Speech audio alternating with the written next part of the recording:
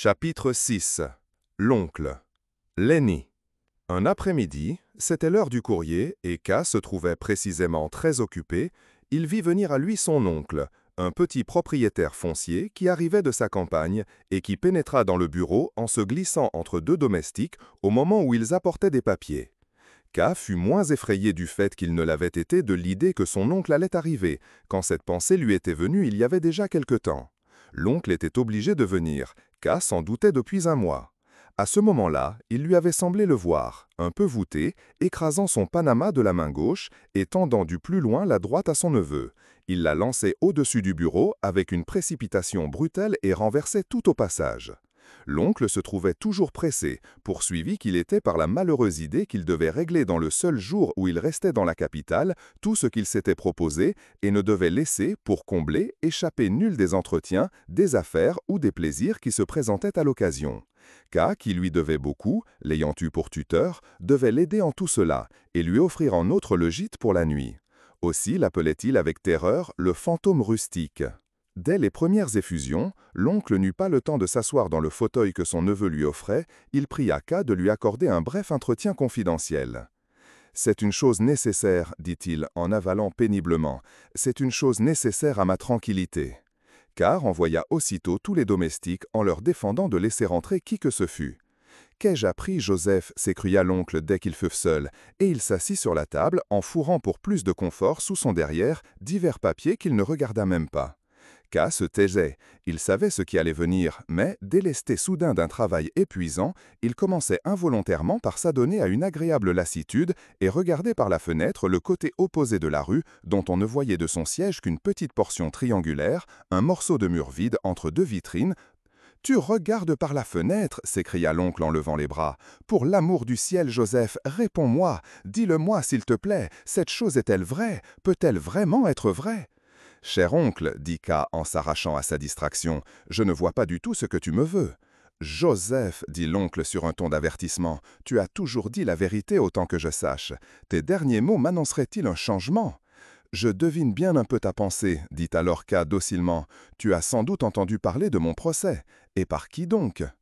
Erna me l'a écrit, dit l'oncle. Tu ne la vois jamais, tu ne t'inquiètes hélas guère d'elle, mais elle l'a tout de même appris. J'ai reçu sa lettre aujourd'hui. Naturellement, je suis venu tout de suite. Je n'avais pas d'autre motif, mais il me semble qu'il suffit. Je peux te montrer le passage. Il tira la lettre de son portefeuille. Voilà l'endroit. Elle m'écrit. Il y a longtemps que je n'ai pas vu Joseph. La semaine dernière, je suis allé le voir à la banque, mais il était si occupé qu'on ne m'a pas laissé entrer. J'ai attendu plus d'1 heure, et puis j'ai été obligé de revenir à la maison à cause de la leçon de piano. J'aurais bien aimé lui parler, mais peut-être une occasion s'en présentera-t-elle bientôt. Pour mon anniversaire, il m'a envoyé une grande boîte de chocolat. C'était bien gentil de sa part. J'avais oublié de te l'écrire la dernière fois. Je ne m'en souviens que maintenant que tu me le demandes. C'est que le chocolat disparaît tout de suite à la pension. On n'a pas le temps de savoir qu'on l'a reçu, qu'il est déjà envolé. Mais en ce qui concerne Joseph, je voulais te dire autre chose. Comme je te l'écrivais plus haut, je n'ai pas pu le voir à la banque parce qu'il était en pourparlers avec un monsieur. Après avoir attendu tranquillement, j'ai demandé à un domestique si l'entrevue devait durer encore longtemps. Il m'a dit que cela se pourrait bien, parce qu'il s'agissait sans doute du procès qu'on avait intenté à monsieur le fondé de pouvoir. Je lui ai demandé ce que c'était que ce procès, et s'il ne se trompait pas, et que c'était bien un procès, et même grave, mais qu'il n'en savait pas plus long. Il disait qu'il aurait bien voulu aider monsieur le fondé de pouvoir, qui était un homme bon et juste, mais qu'il ne savait comment s'y prendre, et qu'il souhaitait que des gens influents s'en occupassent.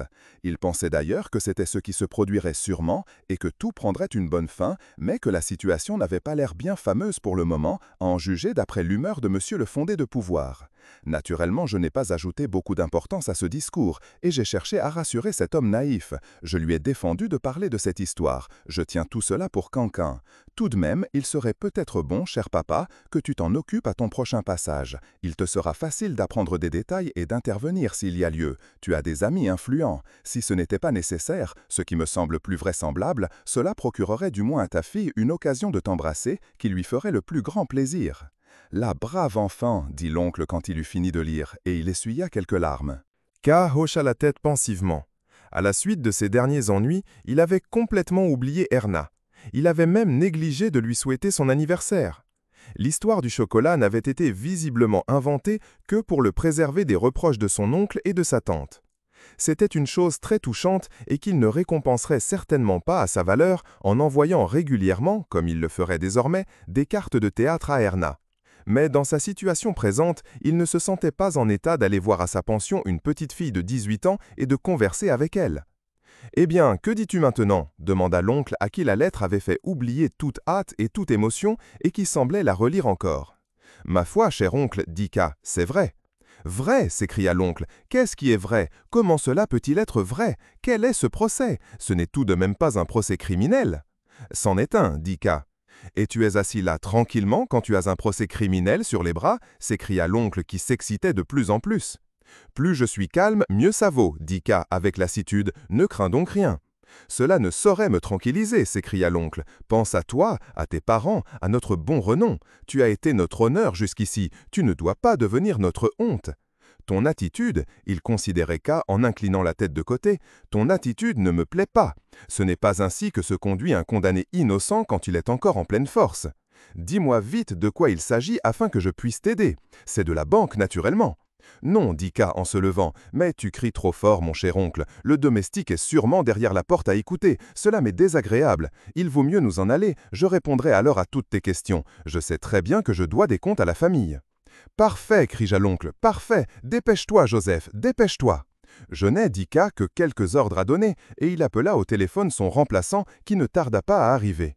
L'oncle, dans son excitation, montra de la main au remplaçant que K l'avait fait appeler, ce que personne ne songeait à mettre en doute. K, debout devant son bureau, expliqua à voix basse au jeune homme, qui écoutait d'un air froid mais attentif, ce qu'il aurait encore à faire en son absence en montrant différents papiers. L'oncle commença par gêner en restant planté là avec des yeux surpris et en se mordillant nerveusement les lèvres sans écouter, à dire vrai, mais l'apparence suffisait. Il se mit ensuite à aller et venir dans la pièce, s'arrêtant de temps à autre à regarder par la fenêtre ou à considérer une gravure et poussant à chaque fois différentes exclamations comme « Je n'y comprends absolument rien » ou « Je vous demande un peu ce qui va sortir de là ». Le jeune homme fit semblant de ne rien remarquer, il écouta posément jusqu'au bout les ordres de K, prit quelques notes et disparut après un petit salut à l'adresse de son chef, comme aussi à celle de l'oncle, qui lui tournait malheureusement le dos à ce moment-là, occupé qu'il était à regarder par la fenêtre dont il froissait les rideaux à pleine main. La porte était à peine refermée que l'oncle s'écria « Enfin, voilà donc ce guignol parti, nous allons pouvoir faire comme lui !»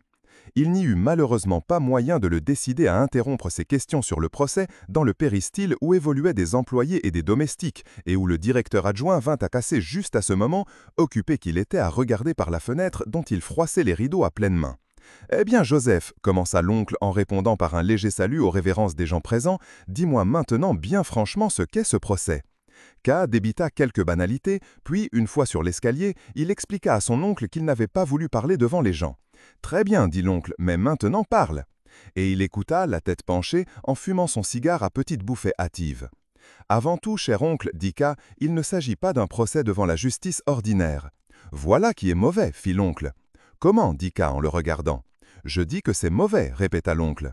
Il se tenait à ce moment-là sur l'escalier du perron, et, comme le portier semblait prêter l'oreille, K entraîna rapidement l'oncle plus bas. Ils débouchèrent dans le trafic animé de la rue. L'oncle, qui s'était accroché au bras de K, pressa moins violemment son neveu de questions. Ils allèrent même un moment sans parler. « Mais comment cela est-il arrivé » demanda-t-il finalement, en s'arrêtant si net que les gens derrière lui se retournèrent avec effroi. « Ces choses-là ne viennent pourtant pas brusquement. Elles se préparent de longue date. Tu as bien dû les voir venir. Pourquoi ne m'as-tu pas écrit ? Tu sais bien que je fais tout pour toi. Je suis encore un peu ton tuteur et, jusqu'ici, j'en ai toujours été fier. Naturellement, je suis toujours prêt à t'aider. Seulement, c'est très difficile maintenant que le procès est engagé. Le mieux serait que tu presses un petit congé, que tu viendrais passer chez nous à la campagne. Je m'aperçois que tu as un peu maigri. À la campagne, tu te referas, et ce sera une bonne chose, car bien des fatigues t'attendent encore. Ce séjour t'arrachera d'ailleurs un peu à la justice. Ici, ils ont tous les moyens possibles. Tu en es forcément victime. Tout cela se passe automatiquement. À la campagne, ils seraient obligés de commencer par envoyer des gens ou de te réclamer par la poste, le télégraphe, le téléphone. C'est forcément d'un effet moins violent et, si cela ne te libère pas, tu as tout de même le temps de respirer. « Mais il pourrait m'empêcher de partir, » déclara K, un peu influencé par le discours de son oncle. « Je ne crois pas qu'il le ferait, répondit l'oncle pensivement. Il garde assez de pouvoir, même en te laissant voyager. Je pensais, dit K, en prenant son oncle sous le bras pour l'empêcher de s'arrêter, que tu accorderais à cette histoire encore moins d'importance que moi, mais je vois que tu la prends encore plus mal. Joseph, Joseph, s'écria l'oncle en cherchant à se dégager pour pouvoir s'arrêter, mais K ne le lâcha pas. Joseph, on t'a changé. Je t'avais toujours connu un jugement sûr, et voilà que la tête t'abandonne. Veux-tu donc perdre ton procès? Sais-tu ce que cela signifierait? Cela voudrait dire tout simplement que tu serais rayé de la société, et toute ta parenté avec. En tout cas, ce serait la pire humiliation. Joseph, ressaisis-toi, je t'en prie, ton indifférence me rend fou. À te voir, on croirait presque le proverbe. Avoir un pareil procès, c'est déjà l'avoir perdu. Cher oncle, dit K, tu t'excites, il ne sert à rien de s'exciter, pas plus à moi qu'à toi. Ce n'est pas en s'excitant qu'on gagne les procès. Permets-moi de faire valoir un peu mon expérience. Tu sais bien que j'écoute toujours la tienne, même quand elle me surprend. Puisque tu dis que toute la famille aurait à souffrir du procès, ce que je ne comprends pas pour ma part, mais c'est secondaire, je veux bien faire tout ce que tu me diras. Mais je ne crois pas que ce séjour à la campagne soit profitable dans le sens où tu l'entends, car une fuite équivaudrait à un aveu. D'ailleurs, si je suis plus exposé aux poursuites en restant ici, j'y suis mieux aussi pour me défendre. Fort bien, dit l'oncle sur un ton qui marquait un rapprochement. Je ne te faisais cette proposition que parce que je te voyais gâcher ici ta cause par ton indifférence, et que j'aurais trouvé meilleur de m'en occuper à ta place. Mais si tu veux t'y mettre toi-même de toutes tes forces, c'est naturellement beaucoup mieux. Nous voilà donc d'accord là-dessus, déclara K. Et peux-tu me dire maintenant ce que je devrais faire en premier? Il faut me laisser le temps de réfléchir, dit l'oncle. Songe qu'il y a 20 ans que j'ai quitté la ville. Le flair s'émousse. On ne sait plus à quelle porte on doit frapper. Les relations que j'entretenais avec des personnalités qui auraient peut-être pu te servir dans cette aventure se sont relâchées d'elles-mêmes. Je suis un peu abandonné à la campagne, tu le sais. C'est dans des occasions comme celle-ci qu'on le remarque. Ton affaire se présente à moi d'une façon bien inopinée, quoique la lettre d'Erna m'y ait un peu préparé et que ton attitude présente confirme presque mes pressentiments. Mais peu importe, l'essentiel est maintenant de ne pas perdre une minute. Parlant encore, il s'était dressé sur la pointe des pieds et il avait déjà fait signe à une auto. Tout en jetant une adresse au chauffeur, il poussait K dans la voiture. « Nous allons de ce pas, dit-il, chez maître Huld, l'avocat. C'est un de mes anciens condisciples. Tu le connais certainement de nom. Tu dis que non. Voilà qui est étrange. Il a pourtant une assez grosse réputation comme défenseur et avocat des pauvres. Mais c'est surtout l'homme en lui qui m'inspire confiance. » Je suis d'accord avec toi dans tout ce que tu entreprends, dit K, malgré la hâte et la brusquerie avec lesquelles son oncle traitait l'affaire. Il n'était pas très réjouissant pour un accusé d'aller trouver l'avocat des pauvres. Je ne savais pas, dit-il, qu'il fallut prendre un avocat dans une affaire de ce genre. Mais voyons, dit l'oncle, c'est tout naturel. Pourquoi n'en prendrait-on pas? Et maintenant, raconte-moi tout ce qui s'est passé jusqu'ici pour me mettre au courant de l'affaire. K dévida immédiatement son histoire sans en rien taire, car il ne pouvait protester que par une entière franchise contre l'opinion de son oncle qui voyait une grande honte dans ce procès. Il ne mentionna qu'une fois, et de façon superficielle, le nom de mademoiselle Bürstner. Mais cela n'entamait pas sa loyauté, puisque la jeune fille n'avait rien à voir avec le procès. Tout en parlant, il regardait par la portière.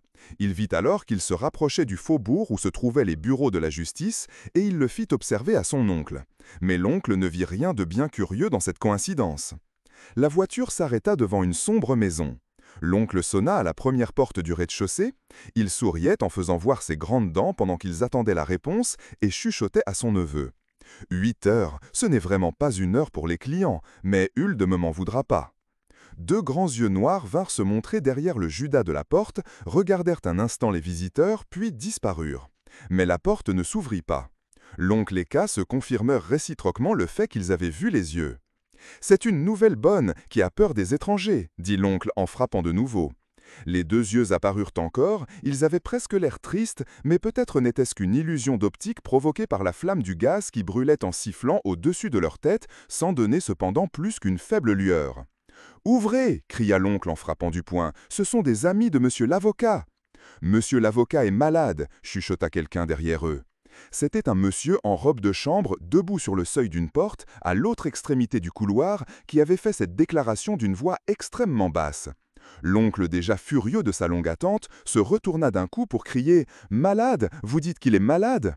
et il s'avança d'un air menaçant comme si ce monsieur eût représenté la maladie elle-même.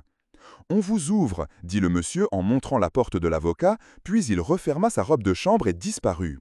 La porte s'était vraiment ouverte. Une jeune fille, car reconnut les yeux noirs du Judas, c'étaient des yeux un peu saillants, une jeune fille se tenait dans le vestibule enveloppée d'un long tablier blanc et une bougie à la main. « Une autre fois, vous ouvrirez un peu plus tôt » dit l'oncle avant de la saluer, tandis que la jeune fille faisait une petite courbette. « Viens, Joseph » dit-il ensuite à K. « Monsieur l'avocat est malade » dit la jeune fille, en voyant que l'oncle se dirigeait vers l'une des portes sans prendre le temps de s'arrêter. K ne cessait de la regarder avec étonnement, bien qu'elle se fût déjà retournée. Elle avait une figure poupine et toute ronde. Non seulement ses pâles joues et son menton, ses tempes elles-mêmes étaient rondes, et son front était rond aussi. « Joseph » cria encore l'oncle, puis il demanda à la jeune fille, « C'est le cœur sans doute ?»« Je crois, » dit la jeune fille, qui était revenue leur montrer le chemin avec sa lumière et leur ouvrir la porte de la chambre. Dans un angle de cette pièce, où la lueur de la bougie ne pénétrait pas encore, un visage à longue barbe s'éleva au-dessus du lit. « Qui vient donc là, Lenny » demanda l'avocat, aveuglé par la lumière. « C'est Albert, c'est ton vieil ami » dit l'oncle. « Hélas, Albert » fit l'avocat, en se laissant retomber sur son oreiller comme s'il n'avait rien à cacher à ce visiteur. « Cela va-t-il tellement mal » demanda l'oncle en s'asseyant sur le bord du lit. « Je ne pense pas, c'est un accès de faiblesse cardiaque comme tu en as déjà eu si souvent et qui passera comme les autres. »« C'est possible, » fit l'avocat à voix basse, « mais il est pire que tous les autres. J'ai peine à respirer, je ne dors pas et je perds mes forces chaque jour. »« Ah, ah, » dit l'oncle en appuyant son panama de sa grande main sur son genou. « Voilà de mauvaises nouvelles. Es-tu bien soigné, tout au moins? Il fait si triste ici, si sombre. Il y a déjà longtemps que je ne suis plus venu. Il me semble qu'autrefois ta maison était plus gaie. Ta petite demoiselle a l'air d'être bien triste elle aussi, à moins que ce ne soit un masque. » La jeune fille restait toujours avec sa bougie près de la porte. Autant que le vague de son regard permit de s'en rendre compte, elle semblait regarder K plutôt que l'oncle, même quand celui-ci parlait d'elle. K s'appuyait sur un siège qu'il avait poussé à proximité de la jeune fille. « Quand on est malade comme moi, dit l'avocat, on a besoin de repos. Ce calme n'est pas triste pour moi. » L'ajouta au bout d'un moment. « Et puis, Lenny me soigne bien, elle est gentille. » Mais l'oncle ne fut pas convaincu. Il était visiblement prévenu contre la jeune infirmière. Il eut beau ne pas répondre à l'avocat, il ne cessa de la suivre d'un regard sévère quand il la vit aller vers le lit, poser la bougie sur la table de nuit, se pencher sur maître Huld et chuchoter avec lui en rangeant les oreillers. Oubliant presque tout égard pour le malade, il se leva et se mit aller et venir derrière elle d'un tel air que K nous posait étonné de le voir attraper cette femme par la robe et la repousser loin du lit. Quant à lui, il observait avec calme. La maladie de l'avocat ne lui était pas entièrement désagréable, car, s'il n'avait pu s'opposer au zèle que l'oncle voulait déployer pour sa cause, il acceptait volontiers que le cours de ce zèle fût détourné sans intervention de sa part. L'oncle déclara, peut-être uniquement pour offenser la garde-malade. « Mademoiselle, laissez-nous un instant, s'il vous plaît. J'ai une affaire personnelle à discuter avec mon ami. » L'infirmière, qui était encore profondément penchée sur l'avocat et s'occupait de border le lit du côté du mur, détourna seulement la tête et répondit sur un ton calme qui contrastait étrangement avec les propos de l'oncle, tantôt hachés par la fureur, tantôt d'un débit débordant. « Vous voyez bien que monsieur est si malade qu'il ne peut discuter nulle affaire en ce moment. » Elle n'avait sans doute répété l'expression de l'oncle que pour plus de commodité, mais, même à un indifférent, l'intention pouvait paraître ironique. Aussi l'oncle sursauta-t-il comme si on l'avait piqué. « Quelle diablesse !» s'écria-t-il d'une voix à peine compréhensible dans le premier gargouillement de l'émotion. Car, prenant peur, bien qu'il se fût attendu à quelque chose de ce genre, courut à l'oncle avec l'intention arrêtée de lui fermer la bouche des deux mains. Le malade se redressa heureusement à ce moment, sa silhouette surgit derrière la jeune fille. L'oncle fit l'horrible grimace d'un monsieur qui avale une chose répugnante, puis déclara plus calmement « Je n'ai pas encore perdu la raison, mademoiselle. Si ce que je demande n'était pas possible, je ne le demanderais pas. Maintenant, laissez-nous, s'il vous plaît. » L'infirmière se tenait debout au chevet du lit, la tête tournée en plein vers l'oncle. K crut remarquer qu'elle caressait la main de l'avocat. « Tu peux tout dire devant Lenny, » fit le malade d'un ton suppliant. « La chose ne me concerne pas, » dit l'oncle. « Ce n'est pas de mon secret qu'il s'agit. » Et il se retourna comme pour indiquer qu'il ne voulait plus discuter, mais qu'il laissait encore un instant de réflexion à son interlocuteur. « De qui s'agit-il donc » demande l'avocat d'une voix mourante en se recouchant. de mon neveu. Je l'ai fait venir ici et il présenta Monsieur le fondé de pouvoir Joseph K. Oh, dit le malade plus vivement en avançant la main vers K. Excusez-moi, je ne vous avais pas vu. Va, Lenny, dit-il ensuite à l'infirmière qui ne fit plus aucune difficulté, et il lui tendit la main comme si elle partait pour longtemps. Tu n'es donc pas venu, dit-il enfin à l'oncle qui s'était rapproché plus amicalement, tu n'es pas venu pour le malade, mais pour l'affaire. Il semblait que l'idée qu'on vienne le voir à cause de sa maladie l'eût paralysé jusqu'alors, tant il parut ravigoré à partir de ce moment-là. Il restait appuyé sur un coude, ce qui devait être assez fatigant, et il tiraillait constamment une mèche de sa grande barbe. « Tu as l'air d'aller déjà bien mieux, dit l'oncle, depuis que cette sorcière est partie. » Il s'interrompit pour souffler « Je parie qu'elle écoute » et bondit vers la porte. Mais personne n'était derrière. L'oncle revint, non point déçu, car l'absence de l'infirmière lui paraissait encore pire, mais irrité. « Tu te méprends sur son compte, dit l'avocat, sans la défendre davantage, peut-être pour marquer qu'elle n'en avait pas besoin. » Puis il continua d'un ton plus cordial. Quant à l'affaire de monsieur ton neveu, je m'estimerais évidemment heureux si mes forces pouvaient suffire à une tâche aussi pénible. Je crains beaucoup qu'elle ne soit pas à la hauteur de la situation, mais je ne ménagerai rien. Si je ne peux pas faire face à tout, il sera toujours temps de m'adjoindre un confrère. À parler franc, cette cause m'intéresse trop pour que je renonce d'avance à m'en occuper personnellement. Si mon cœur me lâche trop tôt, il aura du moins trouvé une digne occasion de le faire. L'oncle avait pensé ne pas comprendre un mot de tous ces discours. Il ne cessait de regarder l'oncle pour y trouver un sens. Mais celui-ci restait assis avec sa bougie à la main sur la petite table de nuit d'où une bouteille de potion avait déjà roulé sur le tapis. Il approuvait d'un hochement de tête les moindres mots de l'avocat, se montrait d'accord sur tous les points, et adressait de temps à autre à son neveu un regard qui l'exhortait à la même approbation. L'oncle avait-il déjà parlé de ce procès? Mais non, c'était chose impossible. Tout ce qui avait précédé la scène infirmait cette supposition. Aussi dit-il. « Je ne comprends pas. » « Me serais-je mépris » demanda l'avocat aussi surpris et embarrassé que K. « Ma précipitation m'a peut-être lancé sur une fausse piste. De quoi voulez-vous donc me parler? Je pensais qu'il s'agissait de votre procès. »« Naturellement, dit l'oncle, et il demanda à K. « Que veux-tu donc ?»« Mais, dit K, d'où savez-vous donc quoi que ce soit de moi et de mon procès ?»« Ah, c'était ça, dit l'avocat en souriant. Vous savez pourtant bien que je suis avocat. Je fréquente les gens de justice, on parle toujours des procès et on retient ce qui vous frappe le plus, surtout quand il s'agit du neveu d'un ami. Il n'y a rien là de surprenant, me semble-t-il. Que veux-tu donc encore, dit l'oncle à K. Tu as l'air inquiet. Vous fréquentez les gens de justice, demanda K. Mais oui, dit l'avocat. Et l'oncle déclara. Tu questionnes comme un enfant. Qui verrais-je donc, ajouta l'avocat, sinon les gens de mon rayon? C'était dit sur un ton si irréfutable que K ne répondit pas un mot. « Vous travaillez pourtant, aurait-il voulu dire, et de fait il ne put s'empêcher de l'articuler nettement, pour la justice du palais de justice, et non pas pour celle du grenier. Songez donc, poursuivit alors l'avocat, sur le ton de quelqu'un qui explique par parenthèse une chose toute naturelle, songez donc que ces relations-là servent beaucoup ma clientèle, et à bien des égards. Je ne devrais même pas le dire. Naturellement, ma maladie me gêne beaucoup pour le moment, mais j'ai toujours à la justice de bons amis qui viennent me voir, et j'apprends tout de même les nouvelles, peut-être plus vite que bien des gens qui passent leur temps au tribunal. C'est ainsi que j'ai là, en ce moment, une personne qui m'est très chère. » Et il montrait un coin obscur. « Où donc » demande K, presque impertinemment sous le coup de la première surprise. Il regarda perplexement autour de lui. La lumière de la petite bougie était loin de porter jusqu'au mur d'en face. Mais, de fait, quelque chose commença à se remuer dans le coin. À la lumière de la bougie que l'oncle levait maintenant, on découvrit un monsieur d'un certain âge assis près d'une petite table.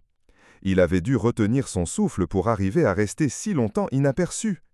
Il se leva cérémonieusement, visiblement mécontent de voir qu'on avait attiré l'attention sur lui, et agita ses mains comme de petites ailes pour exprimer qu'il refusait toute présentation et tout salam alek, qu'il ne voulait en aucune façon gêner les autres, et suppliait qu'on le laissât dans son obscurité et qu'on oubliât sa présence.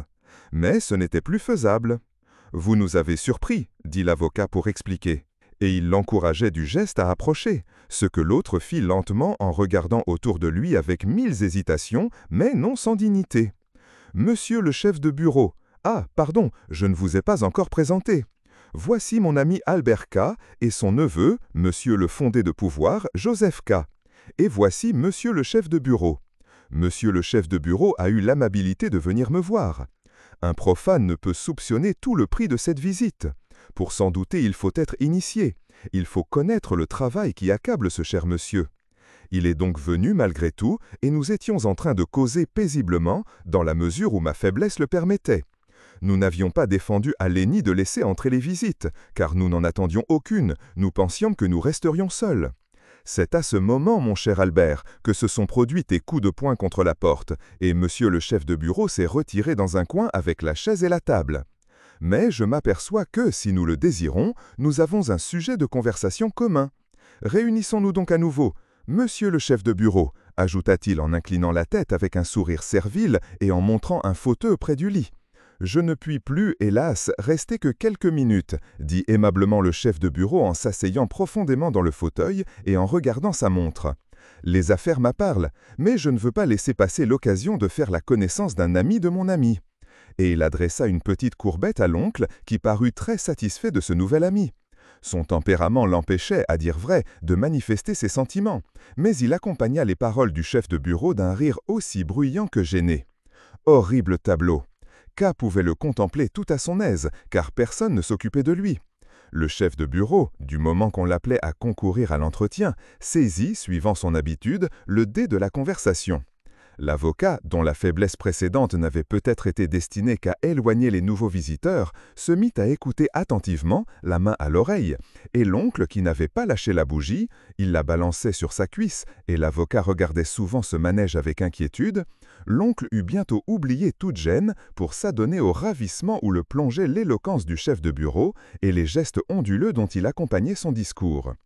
K, qui s'appuyait au montant du lit, fut complètement négligé, peut-être même avec intention, par le chef de bureau, et ne servit qu'au d'auditeur aux vieux messieurs. Il savait d'ailleurs à peine de quoi il était question. Il laissait errer ses pensées, tantôt songeant à l'infirmière et à la brusquerie avec laquelle l'oncle l'avait traité, tantôt se demandant s'il n'avait pas déjà vu la tête du chef de bureau. Peut-être était-ce au milieu du public de son premier interrogatoire.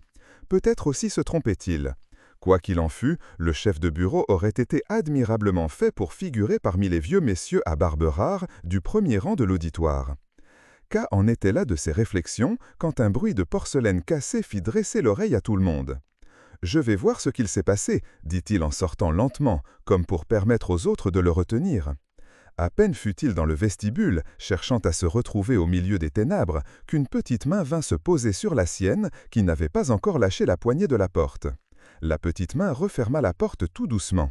C'était celle de l'infirmière, qui l'avait entendu venir. « Il n'est rien arrivé, dit-elle. J'ai jeté simplement une assiette contre le mur pour vous faire sortir. » Embarrassé, K déclara. « Moi aussi, je pensais à vous. Tant mieux, venez. » Ils se trouvèrent au bout de quelques pas devant une porte à vitres dépolies que la jeune fille lui ouvrit. « Entrez, dit-elle. » C'était sans doute le cabinet de l'avocat. Autant qu'on put distinguer les objets dans la lumière de la lune, qui éclairait maintenant un petit rectangle de plancher devant les deux grandes fenêtres, cette pièce était ornée de vieux meubles pesants. « Ici, dit l'infirmière, en montrant un coffre sombre avec un dossier de bois sculpté. Une fois assis, K poursuivit son examen. Il se trouvait dans une haute salle, au milieu de laquelle la clientèle de l'avocat des pauvres devait se trouver absolument perdue. Il crut voir de quels petits pas les clients s'approchaient de l'immense bureau. Mais il oublia bientôt cette impression. Il n'eut plus d'yeux que pour la jeune fille, qui était assise tout près de lui et le pressait presque contre l'accoudoir. « Je pensais, dit-elle, que vous viendriez de vous-même, sans que j'eusse à vous appeler. C'est tout de même curieux. D'abord, au moment où vous êtes entré, vous n'avez cessé de me regarder, et maintenant vous me faites attendre. Appelez-moi Lenny, ajouta-t-il hâtivement, comme si cette appellation ne devait pas être négligée un seul instant. Volontiers, lui répondit K. Mais la bizarrerie dont vous parlez, Lenny, est bien facile à expliquer. Il fallait que j'écoute d'abord le bavardage des vieux messieurs. Je ne pouvais m'éloigner sans raison. Et puis, je ne suis pas un effronté. J'ai un caractère plutôt timide, et vous n'avez pas l'air non plus de vous emballer du premier coup. Ce n'est pas cela, dit Lenny, en posant son bras sur l'accoudoir et en regardant K dans les yeux. Ce n'est pas cela, mais je ne vous plaisais pas, et je ne vous plais sans doute toujours pas. Plaire, dit K en éludant. Plaire, dit K en éludant, serait un mot bien faible. Oh, dit-elle en souriant. La réflexion de K, suivie de cette petite exclamation, procurait à Lenny une certaine supériorité. Aussi, K se tut-il un moment. Comme s'il était déjà habitué à l'obscurité de la pièce, il pouvait distinguer maintenant divers détails de l'installation. Il remarqua surtout une grande toile pendue à droite de la porte et se pencha en avant pour mieux la voir. Elle représentait un homme en robe de juge, assis sur un trône élevé dont la dorure éclaboussait tout le tableau. Ce qu'il y avait de curieux dans ce portrait, c'était l'attitude du magistrat. Au lieu de rester assis là, dans une calme majesté, il appuyait fortement le bras gauche contre le dossier et le bras du fauteuil. Mais le bras droit restait complètement dégagé, la main scellée sur l'accoudoir, comme si le juge allait bondir dans un violent mouvement d'indignation pour dire une chose décisive, peut-être même pour prononcer le grand verdict. L'accusé devait être supposé au pied de l'escalier, dont on apercevait les degrés supérieurs qui étaient couverts d'un tapis jaune. « Peut-être est-ce mon juge » dit K en montrant du doigt le tableau. « Je le connais » dit Lenny en regardant elle aussi. « Il vient assez fréquemment. Le portrait date de sa jeunesse, mais il est impossible qu'il lui ait jamais ressemblé. Le vrai juge est extrêmement petit. Cela ne l'empêche pas de s'être fait représenter immense, car il est énormément vaniteux, comme d'ailleurs tous ici. Moi aussi je suis vaniteuse, je suis très fâchée de ne pas vous plaire. » K ne répondit à cette dernière réflexion qu'en passant le bras autour de Lenny et en l'attirant près de lui. Elle appuya silencieusement la tête contre son épaule. Mais, pensant toujours au juge, il demanda « Quel grade a-t-il » ? « Il est juge d'instruction, dit-elle en prenant la main de K. Il l'avait saisi par la taille et en jouant avec ses doigts. « Encore une fois un simple juge d'instruction » fit K déçu. « Les grands fonctionnaires se cachent. Il est pourtant assis sur un trône. » « Tout cela n'est qu'invention, » dit Lenny, le visage penché sur la main de K. En réalité, il s'assied sur une chaise de cuisine sur laquelle on pose une vieille couverture de cheval pliée en 4. « Mais ne pouvez-vous donc penser qu'à votre procès » ajouta-t-elle lentement. « Non, pas du tout, fit K. J'y pense même probablement trop peu. »« Ce n'est pas par là que vous péchez, » dit Lenny. « Ce que j'ai entendu dire, c'est que vous êtes trop entêté. »« Qui a dit cela » demanda K. Il sentait le port de Lenny appuyé sur sa poitrine et regarda l'opulente et ferme torsade de ses cheveux foncés. « Je ne peux pas en dire si long, » répondit Lenny. « Ne me demandez pas de nom, mais corrigez-vous de votre défaut, ne soyez pas si obstiné. On n'a pas d'arme contre cette justice, on est obligé d'avouer. Avouez donc à la première occasion, ce n'est qu'ensuite que vous pourrez essayer de vous échapper. Ensuite seulement. Et même alors, vous ne réussirez que si quelqu'un vous vient en aide, mais ne vous en inquiétez pas, je m'en occuperai moi-même. » « Vous avez l'air de bien connaître cette justice et les mensonges qu'il y faut, » dit K en l'asseyant sur ses genoux, car elle se pressait trop fort contre lui. « C'est bien comme ça, » dit-elle en s'installant à l'aise, après avoir égalisé les plis de sa blouse et de sa robe. Puis elle se pendit des 2 mains à son cou, renversa la tête en arrière et le regarda longuement.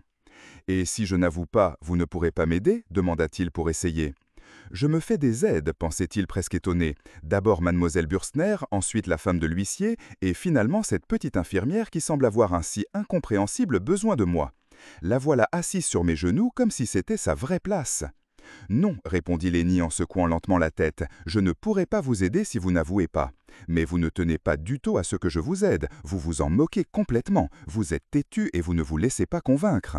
Avez-vous une amie » demanda-t-elle au bout d'un instant. « Non, dit K. »« Oh, que si » fit-elle. « Oui, c'est vrai, dit K. Je la reniais et je porte pourtant sa photographie sur moi. » Et, sur la prière de Lenny, il lui fit voir une photographie d'Elsa. Pelotonnée sur les genoux de K, Lenny étudia l'image.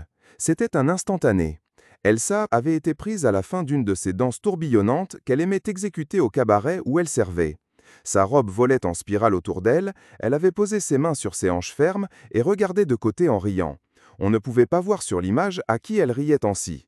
« Et elle est lacée très serrée, » dit Lenny, en montrant l'endroit où cela se voyait à son avis. « Elle ne me plaît pas, elle est brutale et maladroite. Mais peut-être avec vous est-elle douce et gentille, la photo a l'air de le montrer. Ces grandes filles si solides ne savent souvent qu'être douces et gentilles, seulement seraient-elles capables de se sacrifier pour vous ? » « Non, dit K, elle n'est ni douce ni gentille, et elle ne serait pas capable de se sacrifier pour moi. D'ailleurs, je ne lui ai jamais rien demandé de tout cela, je n'ai même encore jamais regardé cette photo aussi attentivement que vous. »« C'est que vous ne tenez pas beaucoup à cette jeune fille, dit Lenny. Elle n'est donc pas votre amie ? » ?»« Si, dit K, je ne retire pas le mot. »« Il se peut bien, répondit Lenny, qu'elle soit votre amie maintenant, mais vous ne la regretteriez pas beaucoup si vous la perdiez, ou si vous la changiez pour une autre, pour moi par exemple. » « Évidemment, c'est une idée qui peut venir, dit K en souriant, mais Elsa a une grande supériorité sur vous. Elle ne sait rien de mon procès, et même si elle en savait quelque chose, elle n'y penserait jamais. Elle ne chercherait jamais à me persuader de céder. »« Ce n'est pas là une supériorité, dit Lenny. Si elle n'en a pas d'autre, je ne perds pas courage. A-t-elle quelques défauts physiques ? » Un défaut physique demanda K. Oui, dit Lenny. Moi, j'en ai un petit, voyez. Elle écarta le majeur et l'annulaire de sa main droite, entre lesquels la peau avait poussé jusqu'au bout de la deuxième phalange. K ne remarqua pas immédiatement dans le noir ce qu'elle voulait lui montrer, elle guida sa main dans l'ombre et lui fit tâter la petite peau. « Quel phénomène !» s'écria K. Et, après avoir jeté un coup d'œil d'ensemble sur la main, il ajouta « La jolie serre que voilà !» Lenny regardait avec une sorte de fierté l'étonnement de K qui ne cessait d'ouvrir et de refermer ses deux doigts. Finalement, il les embrassa avant de les abandonner. « Oh !» s'écria-t-elle aussitôt, « vous m'avez embrassé !» Hâtivement, la bouche ouverte, elle grimpa sur ses genoux. K la regardait stupéfait. Maintenant qu'elle était tout près de lui, il remarquait qu'elle dégageait un parfum amer et brûlant, une sorte d'odeur de poivre. Elle attira la tête de K sur sa poitrine, se pencha dessus, puis mordit et embrassa son cou. Elle donna même des coups de dents dans ses cheveux. « Vous m'avez prise en échange !» s'écria-t-elle de temps en temps. « Vous le voyez bien maintenant, vous m'avez prise en échange !» Mais, à ce moment, son genou glissa. Elle poussa un petit cri et tomba presque sur le tapis. K la saisit par la taille pour la retenir, mais il fut entraîné dans sa chute. « Maintenant, dit-elle, tu m'appartiens. Voici la clé de la maison, viens quand tu veux, lui souffla-t-elle pour finir.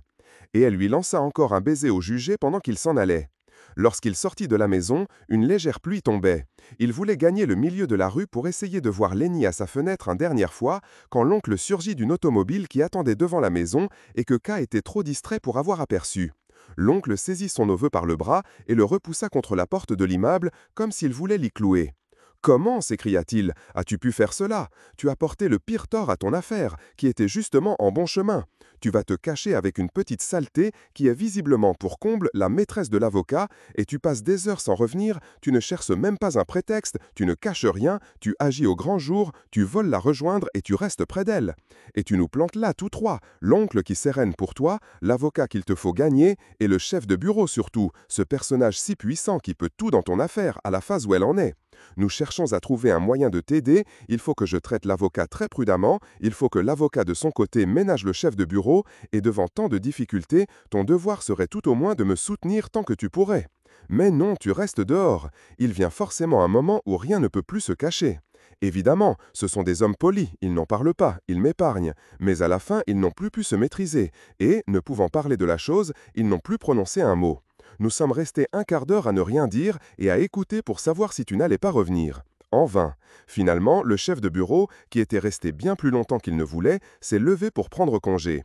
Il me plaignait visiblement, mais sans rien pouvoir pour m'aider. Il a attendu encore à la porte un bon moment avec une incroyable amabilité, puis il est parti. Tu peux penser si ce départ m'a soulagé, je ne pouvais plus respirer. L'avocat, qui est malade, en a souffert encore plus, il ne pouvait plus parler, cet excellent homme, quand je lui ai dit adieu. Tu as probablement contribué à son complet effondrement. Tu as précipité la mort d'un homme qui était ton seul recours. Et moi, ton oncle, tu me laisses attendre ici des heures en pleine pluie. Touche, je suis complètement trempé.